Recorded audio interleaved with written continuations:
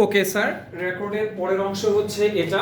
তাহলে দেখো, এইখান থেকে ওয়াটার যখন এই সেলগুলোর মধ্যে পাস করবে, সেল টু সেল পাস করবে, সেই জায়গাতেও এই তিনটা প্রসেস যেগুলো প্রথমে ডেসক্রাইব করেছিলাম, এই তিনটা প্রসেস প্রত্যেকটা সেলের জন্য কাজ করবে। যদিও এটাকে শুধু আমরা কি নামে রাখি, সেল টু সেল অসমোসিস।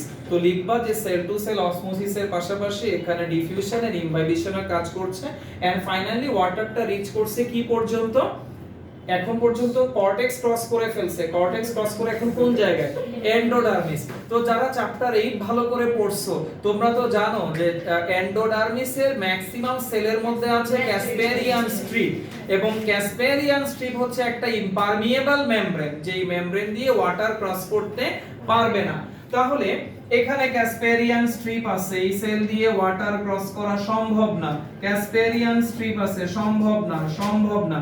এই সেলে ক্যাসপেরিয়ান স্ট্রিপ নাই, এটা প্যাসেজ সেল। তাহলে এবার ওয়াটার মলিকুলগুলা এখানে কিছুক্ষণ ঘোরাঘুরি করবে, ঘোরাঘুরি করার পরে যখনই প্যাসেজ সেল পাবে, প্যাসেজ সেল ক্রস করে সে চলে আসবে পেরিসাইকেলে। পেরিসাইকেল থেকে সে এন্টার করবে এই জাইলেমগুলার ভেতরে, মেটাজাইলেম প্রোটোজাইলেমের ভেতরে। ঠিক আছে স্যার?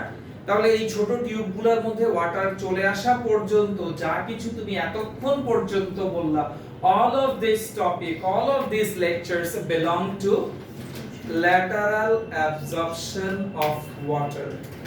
এই যে বোর্ডে দেখাও, ওয়াটার মলিকুলটা জাস্ট এখান থেকে এই জাইলেম পর্যন্ত ঢুকছে। এই পর্যন্ত কি lateral absorption of water। এবার আমাদের যেতে হবে longitudinal absorption। আসো স্যার। জি স্যার, ওখানে ইন্টারসেলুলার স্পেস দিয়ে ওয়াটার যায় না কেন? এত কষ্ট করে স্যার ইন্টারসেলুলার স্পেসে যদি ওয়াটার থাকেও, হ্যাঁ যেতে পারে, ইন্টারসেলুলার স্পেস দিয়েও যদি ওয়াটার আসে, আলটিমেটলি তাকে কিন্তু প্যাসেজ সেল দিয়ে ইন করতে হবে। ইন্টারসেলুলার স্পেস দিয়ে ওয়াটার আসতে পারে, এটা সেই ক্ষেত্রেই সম্ভব যদি এই প্ল্যান্টটার মধ্যে হিউজ ওয়াটারের অভাব দেখা দেয়। তো ইউজুয়ালি আমাদের যে ল্যান্ড, মাটি আপনি 5 থেকে 6 হাত গর্ত করলেই তো পানি দেখা যায় স্যার, আমাদের ল্যান্ডে এরকম ওয়াটার আছে। এই জন্য আমাদের দেশে এটা সম্ভব না, যেগুলো মোটামুটি ডেজার্ট রিজিয়নের যেখানে প্ল্যান্ট, ওই প্ল্যান্টগুলো যদি হঠাৎ করে প্রচুর পানি পায় তখন ইন্টারসেলুলার স্পেস দিয়ে ওয়াটার, কারণ ওই প্ল্যান্টে ওয়াটারের অনেক দিন ধরে কি আছে, অভাব, স্কারসিটি আছে, তখন সেগুলা ইন্টারসেলুলার স্পেস দিয়ে ওয়াটার পাস করবে। অ্যাকোয়াটিক প্ল্যান্টের ক্যালকুলেশন আছে, অ্যাকোয়াটিক প্ল্যান্টের যে কোনো অর্গান দিয়ে ওয়াটার কি হয়, অ্যাবসর্ব হয়। এনিওয়ে, এবার আসো, যখন ওয়াটারটা এখানে রিচ করবে, বোর্ডে তাকাইতে হবে সবাইকে, এখানে যখন রিচ করবে তখন ওয়াটার মলিকুলটার আর মাঝখানে কোনো ব্যারিয়ার নাই। আমরা যেভাবে স্ট্র দিয়ে সফট ড্রিঙ্কস কে টেনে উপরে তুলে ফেলতেছি, এখানেও একটার পর একটা ভ্যাসেল মিলে লম্বা একটা চ্যানেল তৈরি করছে। এই চ্যানেল দিয়ে সরাসরি ওয়াটারটা কোন জায়গায় গিয়ে পৌঁছবে, লিফে গিয়ে পৌঁছবে। এইটাকে বলে mass flow of water, mass flow of water. এবং এটা একটা ইনঅ্যাকটিভ প্রসেস, এটা একটা প্যাসিভ প্রসেস। ঠিক আছে? আর obviously এই ওয়াটার ট্রান্সলোকেশনটা হচ্ছে লংগিটিউডিনাল ওয়াটার ট্রান্সলোকেশন অথবা অ্যাবজর্পশন। এভাবে করে লিফ পর্যন্ত ওয়াটার রিচ করে। লিফে ওয়াটার লাগবে কেন? ফটোসিনথেসিসের জন্য, আদার ফিজিওলজিক্যাল অ্যাক্টিভিটিগুলো রান করানোর জন্য, রেসপিরেশনের জন্য। ঠিক আছে স্যার?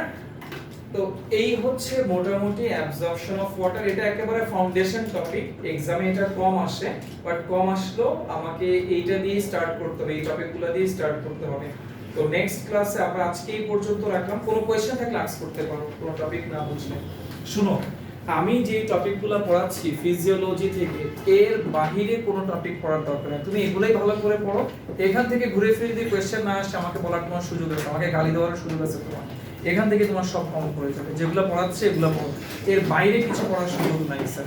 পড়ার চেষ্টা করিও, কারণ হাতের সময় খুবই কম স্যার। এর ভেতরে ফিজিওলজি আমি একটু বলি স্যার, ফিজিওলজি শেষ করতে হবে, অ্যানিমাল বিহেভিয়ার পড়াইতে হবে, চ্যাপ্টার 9 এর কিছু পোরশন লেফট আছে। এর পরেও যদি তোমরা কিছু বলো আমি পড়াবো। এগুলা শেষ করার পরে মডেল টেস্টে যাব। কোন চ্যাপ্টার শেষ না রেখে স্যার মডেল টেস্টে যাওয়া হবে না। জি বলো। ট্রান্সপিরেশন হ্যাঁ, লংজিটিউডিনাল পুলটা ডেভেলপ করে ট্রান্সপিরেশনের জন্য, মাস ফ্লোটা ডেভেলপ করে ট্রান্সপিরেশনের জন্য। আগে ইভেন এই যে ল্যাটারাল হইছে এটার জন্য দায়ী ট্রান্সপিরেশন। যতক্ষণ পর্যন্ত ট্রান্সপিরেশন না হবে ততক্ষণ পর্যন্ত ওয়াটার অ্যাবজর্পশন হবে না।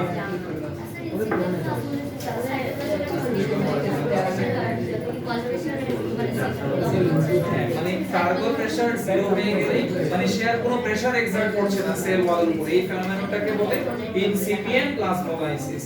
আর এরপরে যখন আস্তে আস্তে শ্রিঙ্ক করতে থাকবে, কই রাগ করে ফেলছি, সেল মেমব্রেনটা শ্রিঙ্ক করবে, তখন সেটা